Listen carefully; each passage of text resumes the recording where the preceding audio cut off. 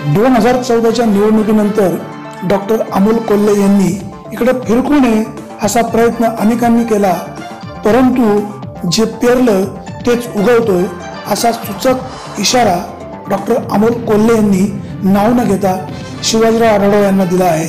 Doctor Amol Kolhe याविषयी नेमकं काय म्हणालेत ऐकूयात. ब्युरो रिपोर्ट, विघ्नर टाइम्स. अनेकांनी प्रयत्न केलाय. 2014ला मी खूप या मतदारसंघात फिरल्यानंतर परत मी या मतदारसंघात फिरू नये यासाठी अनेकांनी प्रयत्न केलाय. ज्यांनी कुणी प्रयत्न केला त्या सन्माननीयांना हात जोडून एवढंच सांगतो, तुम्ही सुज्ञ आहात, तुम्ही ज्येष्ठ आहात.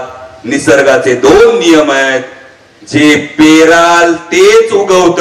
आता आठवा काय काय पेरलंय ते उगवल्याशिवाय राहणार नाही. आणि दुसरी महत्वाची गोष्ट लक्षात ठेवा, दार बंद करून वावटळी थांबवता येतात. जर वादळानं घुसायचं ठरवलं ना तर घरादारात सकट उचलून घेऊन जात. तशी वेळ आणू नका. त्यानंतर अनेक पत्रकार बांधवांची इच्छा होती मी अनेक गोष्टींवर बोलावं, पण माझी संस्कृती आणि माझ्यावर बोलणाऱ्यांची संस्कृती यामध्ये जमीन आसमानाचा फरक आहे. शेतकऱ्याच्या भाजीच्या देठाला हात लावू नका. इथं माझा शेतकरी गळफास घेऊन रोज मृत्यूला कवटाळतोय. त्याच्या शेतकऱ्याच्या भाजीच्या देठाला नाही, त्याच्या नरडीला हात लावतात तुम्ही. तुम्हाला त्या छत्रपतींचं नाव घेण्याची पात्रता राहिलीये का याचा विचार करण्याची वेळ आली. का राष्ट्रवादी काँग्रेस पक्षात का आलो तर त्याचं उत्तर हेच आहे, माझ्या देशामध्ये ही जी अस्वस्थता आहे या अस्वस्थतेला एक सकारात्मक आणि विधायक वळण देण्याची ताकद, कुवत, अनुभव आणि क्षमता फक्त आणि फक्त शरद पवार साहेबांमध्ये आहे. आणि म्हणून त्यांच्या नेतृत्वावर विश्वास ठेवून आज राष्ट्रवादी काँग्रेस पक्षामध्ये प्रवेश केला. 15 वर्षात कधी साधा केंद्रीय मंत्री सुद्धा येऊ शकला नाही. 15 वर्षाचा अनुभव असताना छत्रपती शिवाजी महाराजांच्या जन्मस्थानाला तुम्ही राष्ट्रीय स्मारकाचा दर्जा देऊ शकला नाहीत तर भगव्याचा शिलेदार बनवण्याची खरोखर नैतिकता आहे का याचा विचार करण्याची वेळ आलेली आहे.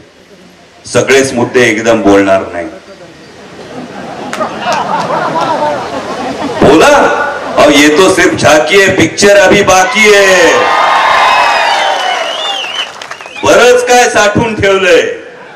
पहिली गोष्ट अत्यंत सभ्यतेने सांगितली, त्या गोष्टीचा दुसरी बाजू सांगतो. नाण्याची पहिली बाजू आदर देणं, नाण्याची दुसरी बाजू आहे सिंहाचा छावा जेव्हा झोपलेला असतो तेव्हा उगं त्याला दगड मारून डिवचायचं नसतं. एकदा दगड मारला तो म्हणतो जाऊ दे कोणीतरी दगड मारतय. दुसऱ्यांदा दगड मारला तो म्हणतो जाऊ दे कोणीतरी दगड मारतोय. तिसऱ्यांदा दगड मारला तर छाव्याचा पंजा असा फाडतो का झाकायचं काय दाखवायचं काय कळणार नाही. म्हणजे इतर लोक आता परवा मेसेजवर काही बातम्या मला वाचायला मिळाल्या की आता अजून उमेदवारी सुद्धा माहित नाही, कारण मी फक्त शरद पवार साहेबांच्या विचारांवर विश्वास ठेवून राष्ट्रवादी काँग्रेसमध्ये आलेलो आहे. पण काहींनी अशी बातमी दिली की आता शिवाजी आणि संभाजी असा सामना होणार का.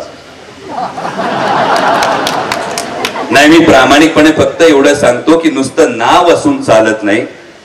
ही जेव्हा दोन्ही नावं येतात तेव्हा त्या गोष्टी तुमच्या विचारात असाव्या लागतात, तुमच्या आचारात असाव्या लागतात, तुमच्या कृतीत असाव्या लागतात. आणि जर त्या असल्या तर नंतर असे प्रश्न पडण्याची कधी गरजच उद्भवत नाही.